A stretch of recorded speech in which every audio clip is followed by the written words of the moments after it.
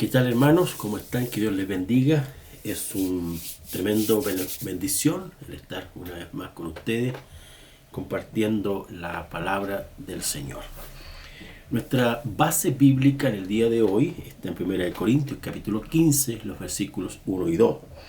Lo leemos y este dice así: Además les declaro, hermanos, que el evangelio que les he predicado, el cual también recibieron y en el cual también perseveran, por lo cual asimismo, si retienen la palabra que les he predicado, son salvos y no han creído en vano. El tema para el día de hoy es el evangelio de Jesucristo. La pregunta es, ¿qué hacer con el evangelio de Jesucristo? Los escritores sagrados, tanto Mateo, Marcos, Lucas y Juan, nos hablan de que el evangelio de Jesucristo son las buenas noticias de redención o de salvación para todos los hombres.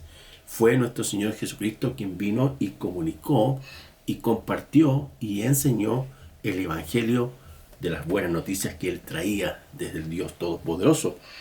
El evangelio tiene como la persona central en todo esto a nuestro Señor Jesucristo. Por eso el autor Marcos nos dice que el evangelio tiene como centro a nuestro Señor Jesucristo. En este caso también podemos mencionar que tanto Mateo, quien le escribe a los judíos, él presenta el evangelio dando a entender que todas las profecías que hablaban los profetas se cumplen en el evangelio de Jesucristo. Luego tenemos a Marcos, quien le escribe a los romanos, y ahí el evangelio son las buenas noticias para los romanos. Es Jesús, el siervo sufriente, el Hijo del Hombre. Y luego tenemos a Lucas, quien también escribe el evangelio de Jesucristo, mostrándole a los griegos como también a los gentiles, es decir, aquellos que no son judíos, presentando el evangelio de nuestro Señor Jesucristo. Y luego tenemos el evangelio de Juan, donde este evangelio presenta la divinidad de nuestro Señor Jesús. Entonces, cada uno de estos evangelios, Mateo, Marcos, Lucas y Juan, nos presentan el evangelio de Jesucristo, es decir, las buenas noticias de salvación a diferentes culturas, los cuales cada uno de ellos en su lectura van a comprender que Jesucristo es el Redentor de todos los hombres.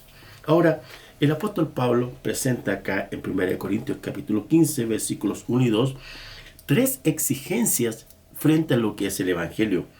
En primer lugar, dice que el evangelio es para predicarlo. Y allí dice Pablo lo siguiente, dice, el evangelio que les he predicado. Esta palabra predicar es la palabra griega kerigma y se refiere a un pregón o un grito característico de alguien que vende un producto.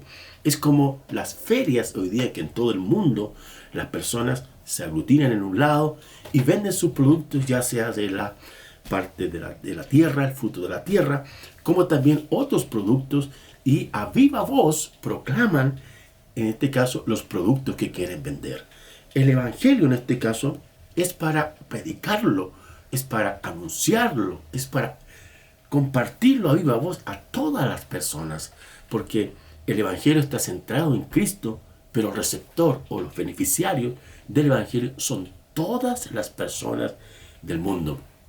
También el apóstol Pablo, allí en Gálatas capítulo 1, versículo 11, él habla de cómo él, lleno del Espíritu Santo, guiado como apóstol a esa comunidad de Galacia, les anunció, en este caso, el evangelio.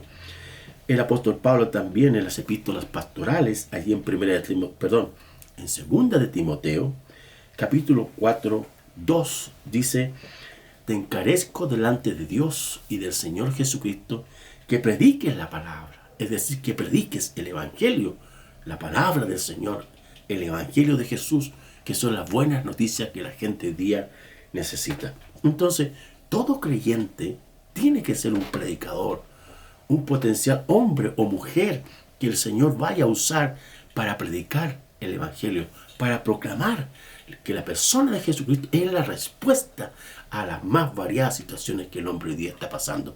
La más difícil en este caso es el pecado, la rebelión humana, donde el hombre se ha vuelto a las tinieblas, ha servido a Satanás o sirve a Satanás hoy día y no quiere servir al Señor. El Evangelio invita a todas las personas para que se vuelvan a Jesús. En segundo lugar, la exigencia que plantea el apóstol Pablo respecto al Evangelio es que el Evangelio es para recibirlo. Y ahí en 1 Corintios 15:1 dice, en el cual también recibisteis, dice, recibieron el Evangelio. Recibir el Evangelio significa reconocer que yo necesito a Jesucristo como mi Señor y mi Salvador. Mi Señor, ¿por qué?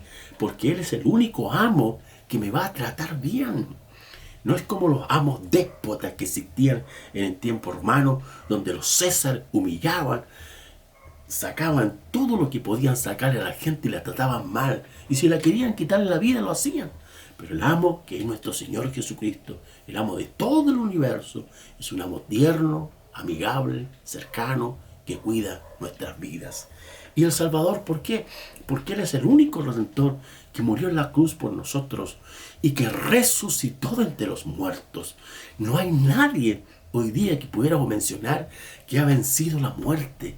El único que venció la muerte y que se manifestó con pruebas indubitables, evidentes, que se pueden comprobar y que se han investigado y que están demostradas en las Escrituras como elementos cercanos a la historia del pueblo bíblico para evidenciar que Jesucristo ha resucitado.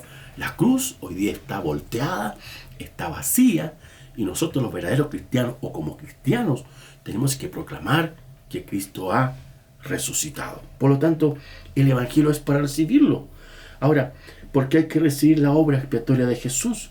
Porque en Él encontramos el perdón para nuestras vidas. Por otro lado, el Evangelio tiene el fundamento a nuestro Señor Jesucristo. Ahí en Marcos capítulo 1, permítame leerlo, el Evangelio de Marcos capítulo 1, versículo 1 dice, principio del Evangelio de Jesucristo, Hijo de Dios. O sea, hay un solo Evangelio, no hay otros evangelios. No se confunda, sino que el Evangelio verdadero tiene como centro a nuestro Señor Jesucristo. Y por otro lado, el fundamento, aparte, el apóstol Pablo allí en Romanos capítulo 1, versículo 16, dice que el Evangelio es poder de Dios. ¿Qué significa? Que transforma la mente y el corazón y el espíritu del hombre, porque es divino. Por eso tiene la capacidad a través del Espíritu de entrar en nuestra mente, en nuestro corazón y cambiarnos de una persona profana a un hombre santo, de un ladrón a un hombre honesto, de un hombre inmoral a un hombre moral, ético, de una persona que era un antisocial a una persona que trabaja y contribuye para la sociedad. El Evangelio también es luz. Ahí en 2 Corintios 4:4 el apóstol Pablo dice que Satanás es el que ciega el entendimiento de los incrédulos para que no le resplandezca la luz del Evangelio. Entonces, cuando la persona viene al Evangelio y recibe a Jesucristo, la luz del Espíritu Santo lo ilumina, y éste entiende ahora que el único que puede iluminar, guiar y conducir su vida es nuestro Señor Jesucristo a través de su Evangelio. Y en tercer lugar, la tercera exigencia respecto al Evangelio es perseverar en el Evangelio. Perseverar es la palabra griega proskartereo, que significa continuidad con firmeza, ocuparse incansablemente de algo, Cuando decimos que perseveramos en Cristo, perseveramos en la iglesia, perseveramos en el Evangelio, estamos hablando de que somos personas que el Espíritu Santo ha persuadido nuestra vida, nos ha tocado nuestro corazón, y hoy día entendemos que la mejor decisión que podemos tomar es confiar, creer y perseverar en el Evangelio. No como a veces sucede que mucha gente va a la iglesia por los panes y por los peces, como en el tiempo bíblico.